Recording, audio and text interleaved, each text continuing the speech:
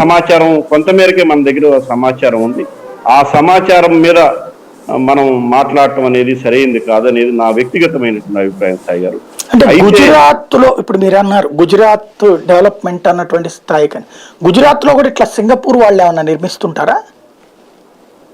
ఇప్పుడు ఆంధ్రప్రదేశ్ లో కానీ లేదు లేదు అంటే ఈరోజు ఆంధ్రప్రదేశ్ లో ఉన్న రాజకీయ పార్టీగా భారతీయ జనతా పార్టీ ప్రభుత్వం గుజరాత్ లో ఏ విధంగా అభివృద్ధి చేస్తుంది, ప్రాజెక్టుని ఏ తరహాలో ఒప్పందాలు కుదుర్చుకుంటుంది, అక్కడ అంతర్జాతీయ ప్రమాణాలతో కూడినటువంటి సౌకర్యాలు అది ఎవరు కడుతున్నారు? గుజరాత్ ప్రభుత్వం కడుతోందా, విదేశాలలో వచ్చి కొడుతున్నారా అని అడుగుతున్నాను నేను.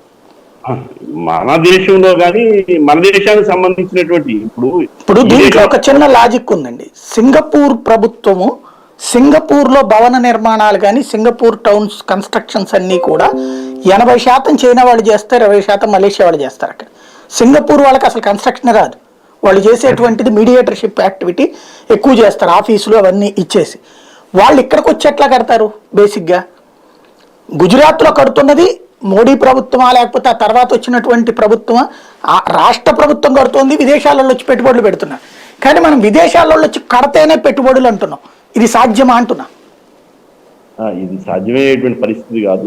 దీని మీద మరి లోతైనటువంటి చర్చ జరగాలనేది నాకు అభిప్రాయం సాయి గారు. ప్రారంభం కావాలి అసలు చర్చ అంటూ. ఈ రోజు పరిపూర్ణంగా దీని మీద చర్చ జరగాల, అన్ని అంశాల మీద చర్చ జరగవలసిన అవసరం ఉంది. తమిళనాడు, కర్ణాటక, హైదరాబాద్ లో ఎక్కడా కూడా ఏ సింగపూర్ వచ్చి టౌన్షిప్ కట్టలేదు, చైనా వాడు వచ్చి టౌన్షిప్ కట్టలేదు. అట్లాగే మీరు చెప్పిన అహ్మదాబాద్ కానీ భారతదేశంలో సక్సెస్ఫుల్గా ఉన్న ముంబై కానీ వీటిట్లో ఎక్కడా కూడా ఏ సింగపూర్ వాడో చైనా వాడో వచ్చి కట్టలేదు. అక్కడ ఉన్నటువంటి ప్రభుత్వాలు కన్స్ట్రక్ట్ చేసినాయి, అవి డెవలప్ చేసుకొచ్చినాయి. మనం మాత్రమే సింగపూర్ వాడో లేకపోతే దుబాయ్ వాడో లేకపోతే జర్మనీ వాడో జపాన్ వాడో వచ్చి కడతాడంటున్నాం. అది కరెక్ట్ అవుతుందా మనకి? అంటే మన దగ్గర శక్తి లేకనా లేకపోతే వాళ్ళు వస్తే? మన దేశంలో ఉన్నటువంటి అపారమైనటువంటి మానవ వనరులని ఇతర దేశాలకి ఈరోజు ఉపాధి అవకాశాలు కూడా ఇతర దేశాలు వినియోగించుకుంటా ఉన్నాయి.